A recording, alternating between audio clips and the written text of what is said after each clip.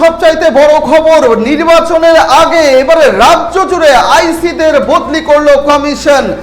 যার মধ্যে রয়েছে রায়গঞ্জ, ইটাহার, ইসলামপুর, চোপড়া সহ উত্তর দিনাজপুরের একাধিক থানা।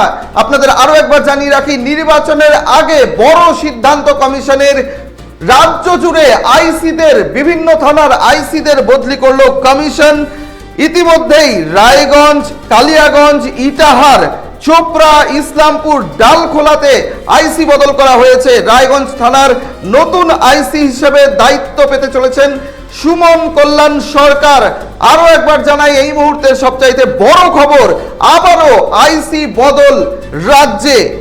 এবারে রায়গঞ্জ, কালিয়াগঞ্জ, ইটাহার, চোপড়া, ইসলামপুর, ডালখোলা সহ একাধিক থানায় কিন্তু আইসি বদল করা হলো। রায়গঞ্জ থানায় নতুন আইসি হলেন সুমন কল্যাণ সরকার।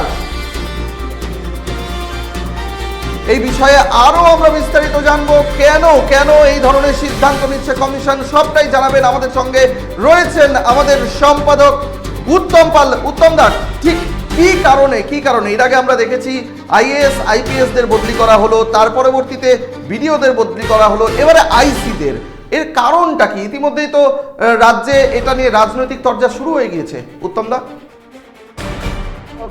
রাজ্য জুড়ে আইএএস আইপিএস এর বদলের পর আজকে সকালে ডাব্লিউবিসিএস অর্থাৎ যে সমস্ত বিডিওরা আছেন তাদেরকে বদলি করেছে। প্রায় 142 জন বিডিও বদলি হয়েছে।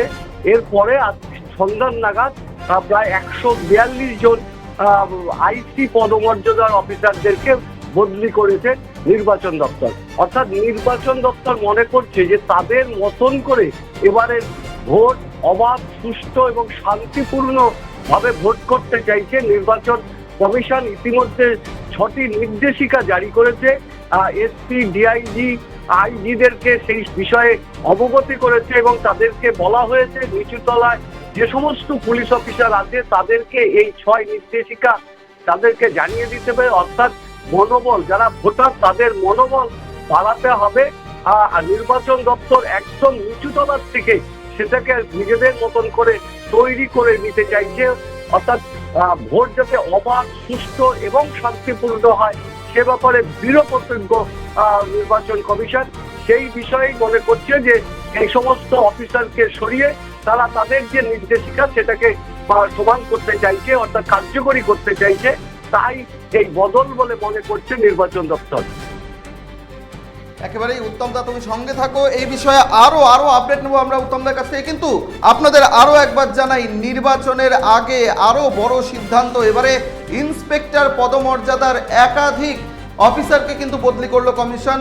রায়গঞ্জ, কালিয়াগঞ্জ, ইটাহার, চোপড়া, ইসলামপুর প্রত্যেকটি থানার কিন্তু আইসিদেরকে বদল করে দেওয়া হয়েছে। পাশাপাশি আলিপুরদুয়ার জেলা, এমনকি শিলিগুড়ি, দার্জিলিং সহ ডায়মন্ড হারবার, বেশ রাজ্য জুড়ে কিন্তু বেশ কিছু থানার, বলতে গেলে প্রচুর থানার, কয়েকশো থানার কিন্তু শতাধিক থানার কিন্তু আইসিদের বদল করা হলো।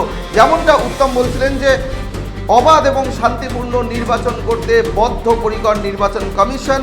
আর এই ক্ষেত্রে এই ধরনের সিদ্ধান্ত কমিশনের, যদিও এ নিয়ে আবারও নতুন করে কোনো রাজনৈতিক উত্তাপ তৈরি হয় কিনা, বা রাজনৈতিক কোনো টানাপোড়েন তৈরি হয় কিনা, বা রাজনৈতিক দরজা শুরু হয় কিনা, সেদিকে কিন্তু আমাদের প্রত্যেকের নজর থাকবে। তবে আমরা প্রত্যেকেই চাইছি অবাধ এবং শান্তিপূর্ণ নির্বাচন হোক, ভোটাররা শান্তিপূর্ণভাবে ভোট দিন।